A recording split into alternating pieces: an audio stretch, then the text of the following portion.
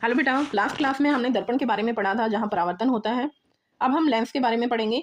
Lens दो तरह के होते हैं, एक उत्तल लेंस है और सेकंड हमारा अवतल लेंस। दर्पण को हम एक ही गोले से बनाते हैं और यहाँ हम दो गोले कट करके और उनको जो ज्वाइन करके तब हमारे लेंस बनते हैं। उत्तल लेंस होता है बीच में से थिक होता है और जो इसके एजेस होते हैं वहाँ से पॉइंटेड होता है। अवतल लेंस बीच से थिन और जो इसके बेस हैं पॉइंट्स हैं दे आर द थिक। तो ये डिफरेंस होता है इनके अंदर। अब जैसे हमने दर्पण के अंदर किरण आरेख के नियम पढ़े थे, यहाँ भी वैसे ही नियम है, 3 नियम है, सेम नियम है। डिफरेंस इतना है कि वहां पर परावर्तन होती है, प्रकाश की किरणें उसी माध्यम में वापस आती हैं और यहाँ हमारा अपवर्तन होता है। इसमें देखिए फर्स्ट पॉइंट क्या है, बिंदु के मुख्य अक्ष के समानांतर आने वाली प्रकाश की किरण उत्तल लेंस से अपवर्तन के पश्चात लेंस के दूसरी ओर मुख्य फोकस से गुजरेगी। यहाँ दूसरी ओर जाकर लेंस के दूसरे फोकस से गुजरती है।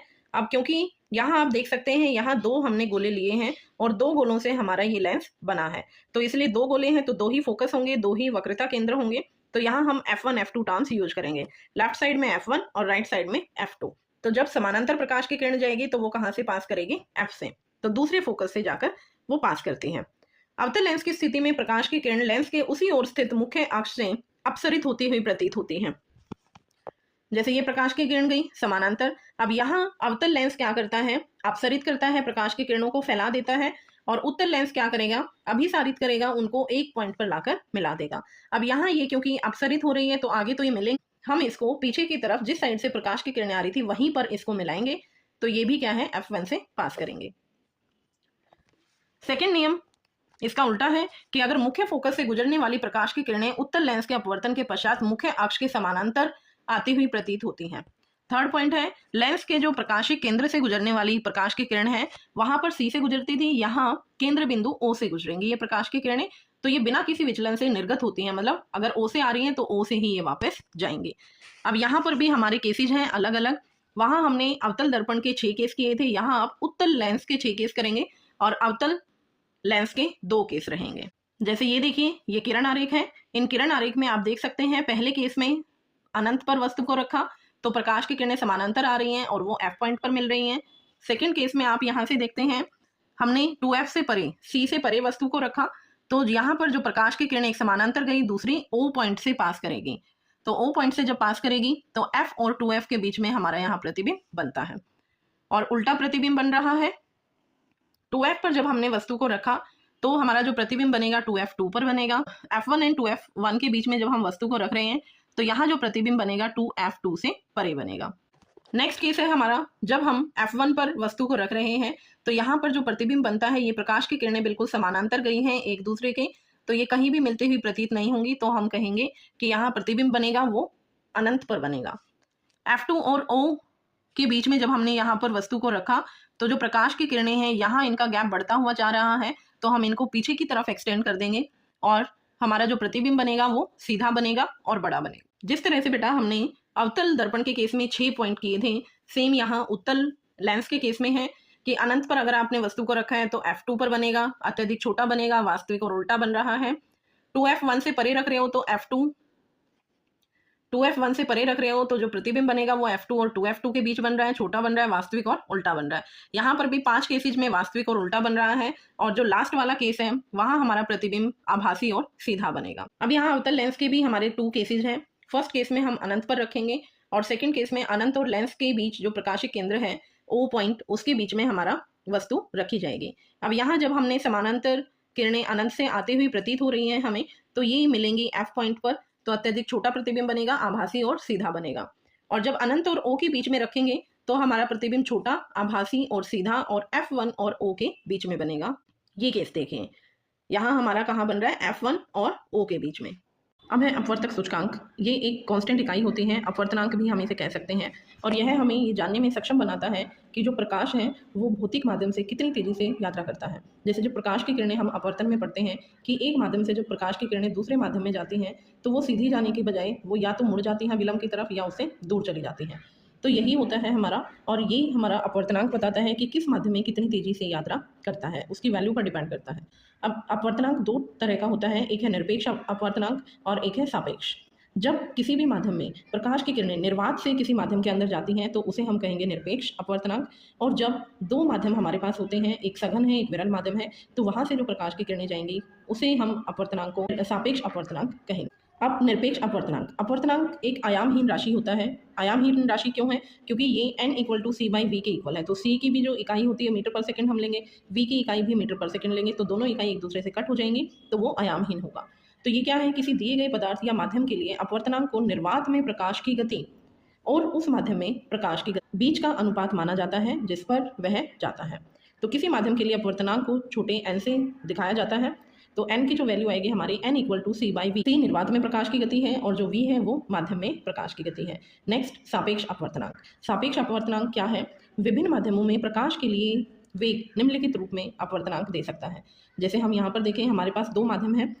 अब यहाँ पर हम देखते हैं, एक सापेक्ष में निकालते हैं, एक की वैल्यू यहाँ निकाली जाती है। जैसे n21 हमने लिया तो एक के सापेक्ष दो का अपवर्तनांक निकाल रहे हैं। जिसके भी सापेक्ष में हम निकालेंगे अपवर्तनांक उसको हम ऊपर रखेंगे v1/v2। अगर हम इसका अपोजिट लेते हैं n12 मीन्स 2 के सापेक्ष में 1 का अपवर्तनांक, तो यहाँ हमारी जो वैल्यू आ जाएगी वो क्या होगी, v2/v1।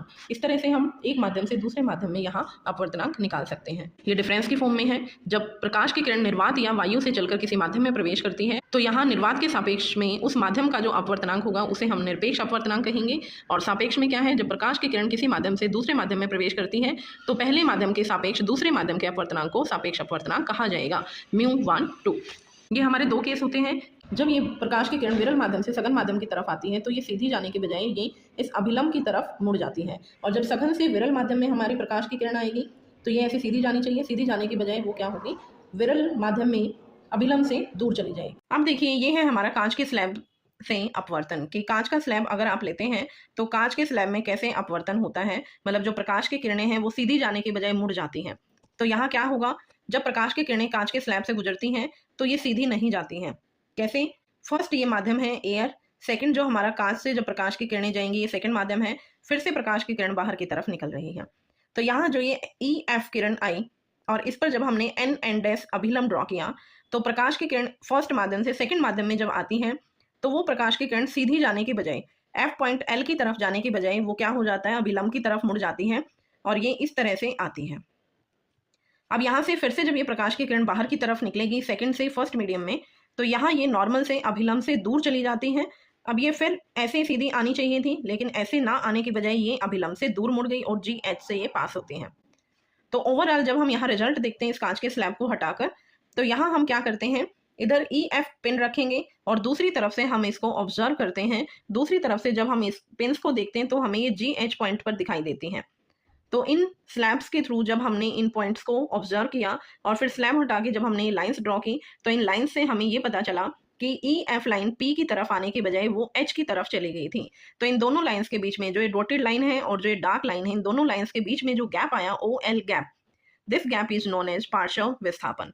ये क्या होता है, प्रकाश की किरण के पथ से वह लंबवत विस्थापन जो किरण के माध्यम से बाहर आने पर दिखाई देता है उसे कहा जाता है पार्श्विक विस्थापन। मतलब थोड़ा सा चेंज होना, विस्थापन का जगह का चेंज हो जाना। अब ये उत्तल लेंस और अवतल लेंस के बारे में देखें। उत्तल लेंस जो होता है हमारा वो अभिसारी लेंस होता है और अवतल लेंस हमारा अपसारी लेंस है। उत्तल लेंस क्या करता है, जो प्रकाश की किरणें अपवर्तन के पश्चात आती हैं, मुख्य फोकस से होकर गुजरती हैं, तो वो उनको एक ही पॉइंट पर मिला देता है, अभिसारित कर देता है। लेंस ये बीच में से मोटा, किनारों से पतला होता है। अवतल लेंस यह अपसारी लेंस है क्योंकि ये प्रकाश की किरणों को फैला देता है। ये बीच में से पतला और किनारों से मोटा होता है। यहाँ जो हम लेंस का सूत्र लेंगे वो है 1/f = 1/v - 1/u और जो मैग्निफिकेशन है, आवर्धन है, वो v/u के इक्वल होगा और h' के इक्वल रहेगा। नेक्स्ट पॉइंट है हमारा पावर, लेंस की क्षमता। कि जो लेंस होता है हमारा, उस लेंस की क्या क्या क्षमता होती है, कहाँ कहाँ हम इसको प्रयोग कर सकते हैं। नेक्स्ट पॉइंट है हमारा पावर, लेंस की क्षमता। लेंस की क्षमता क्या है, फोकस दूरी का व्युत्क्रमानुपाती, मीन्स P = 1/f। जितनी ज़्यादा फोकस होगी उतना ही जो लेंस है उसकी क्षमता कम होगी। अगर फोकस दूरी कम होती जाएगी तो लेंस की क्षमता हमारी बढ़ती चली जाती है। और यहाँ जब हम फॉर्मूला के अंदर वैल्यू पुट करेंगे तो हमारी दो तरह की वैल्यूज आती हैं, पॉजिटिव एंड नेगेटिव। अगर पॉजिटिव वैल्यू आई है हमारी तो वो उत्तल लेंस की क्षमता होती है, अगर नेगेटिव आएगी तो वो अवतल लेंस की क्षमता होती है। F को मीटर में लिखा जाता है और जो लेंस की क्षमता होती है वो डायप्टर इसकी इकाई होती है, तो 1 डायप्टर 1 मीटर इनवर्स के इक्वल है, क्योंकि एफ को हम मीटर से डिनोट कर रहे हैं तो इसलिए मीटर इनवर्स आ जाएगा। अब है हमारे उत्तल लेंस के उपयोग। जो उत्तल लेंस होता है उसको हम सूक्ष्मदर्शी या दूरदर्शी के अंदर प्रयोग करते हैं। जो फोटोग्राफिक कैमरे होते हैं उसमें भी उत्तल लेंस का उपयोग किया जाता है। और दूरदृष्टि दोष और जो जरा दृष्टि दोष हमारे होते हैं उसके निवारण के लिए चश्मों में हम उत्तल लेंस का उपयोग करते हैं। घड़ी के छोटे छोटे पुर्जों को देखने के लिए हम इस लेंस का उपयोग करते हैं। प्रयोगशाला में रीडिंग लेंस के रूप में इसका उपयोग किया जाता है। जो हस्तरेखा विशेषज्ञ होते हैं वो भी उत्तल लेंस का उपयोग करते हैं। नेक्स्ट, अवतल लेंस का उपयोग। अवतल लेंस को हम जो गैलीलियो के दूरदर्शी होते हैं उसमें प्रयोग करते हैं और निकट दृष्टि दोष और जो जरा दृष्टि दोष है उसके निवारण के लिए चश्मों में अवतल लेंस का उपयोग किया जाता है। ये है हमारा आज का चैप्टर। आशा करती हूँ आपको समझ आया होगा। Thank you, bye bye.